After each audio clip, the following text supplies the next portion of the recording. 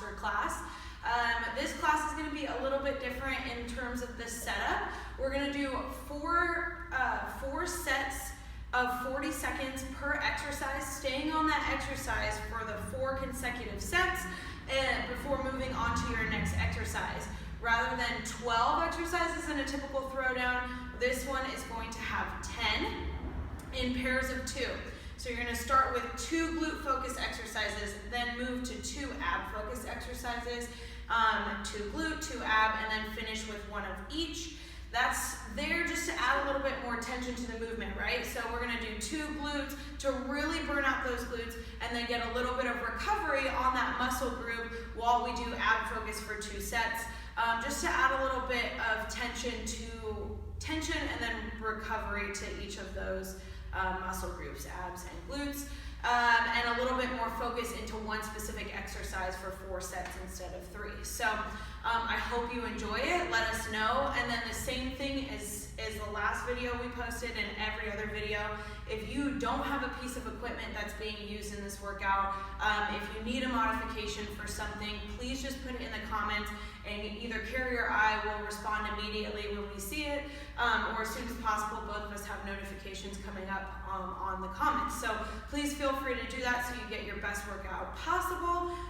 We are going to be using kettlebell and or dumbbell and a set of handleband or power band. So enjoy. Oh right, we have to go through the demo. It's been a long week, you guys. Okay, so the squat to side steps is the first one. 1 blooper a week. There it is. One blooper a class. How about that? We didn't really. And don't forget, if you have a pillow or a plate, you can use one of those too. That's right, a pillow or a plate. We'll get into that on the exercise. So squat to side steps, either using a power band or a handle band. You're going to come down in the squat, hold that squat at a 90, side step to the left, side step to the right, and then come up and repeat.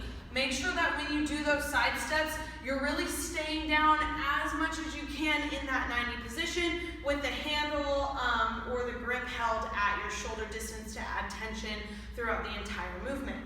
Once you finish 4 sets of those for 40 seconds, you'll move on to a goblet sumo squat. Remember that the sumo squat is angled out for that low glute, so it's going to hit the bottom of the glute by angling out your feet at 45. Stance should be outside of hip distance. Weight is held at chest, all the way down, even past 90 if you can, and then squeeze that glute at the top, back down, slow and control on this one for the most muscle recruitment. Once you finish with those 2 glute movements, we'll go on to abs. Starting with the straight arm V-sit with a twist. This one is done in that V-sit. Make sure that chest stays really nice and tall.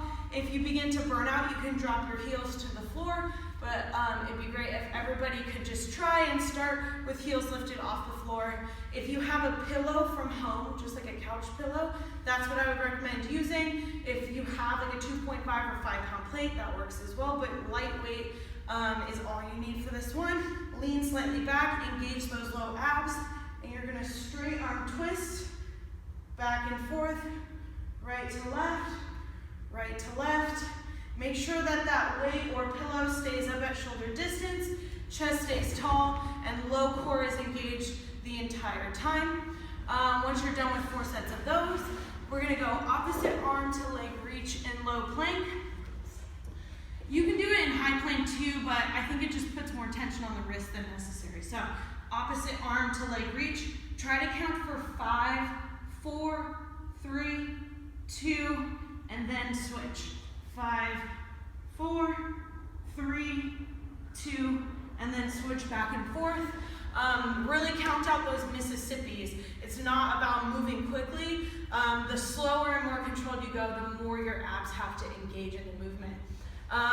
Once we're done with those 2 ab workouts, we're gonna go back to the glutes. So donkey kicks.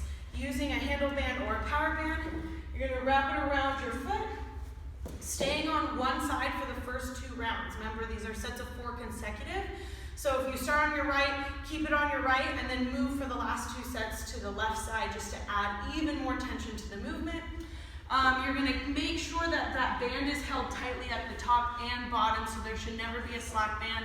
If you have a handle, don't hold it by the handle, hold it on the actual band for tension. You're gonna kick back, squeeze at the top, bring the knee back down, make sure it does not drop to the floor.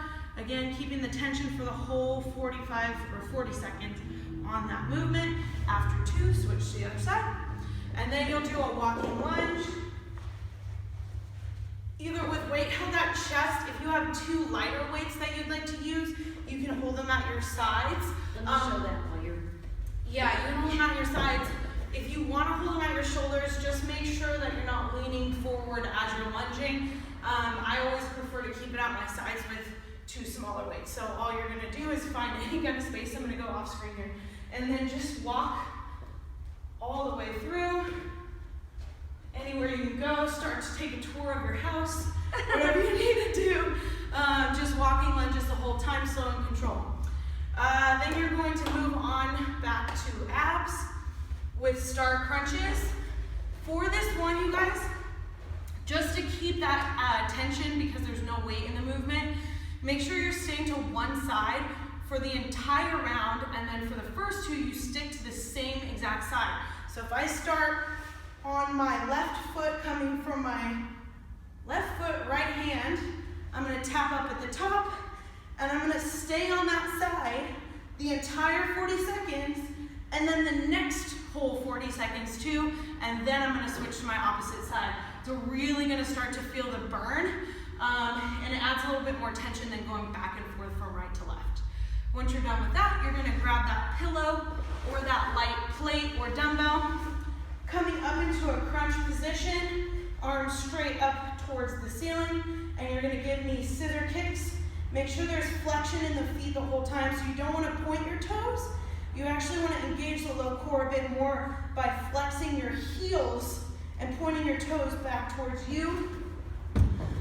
This should be a moderate speed. If you're like kicking and screaming like swimming style, it's not gonna be as much tension as slow and controlled full range of motion movements.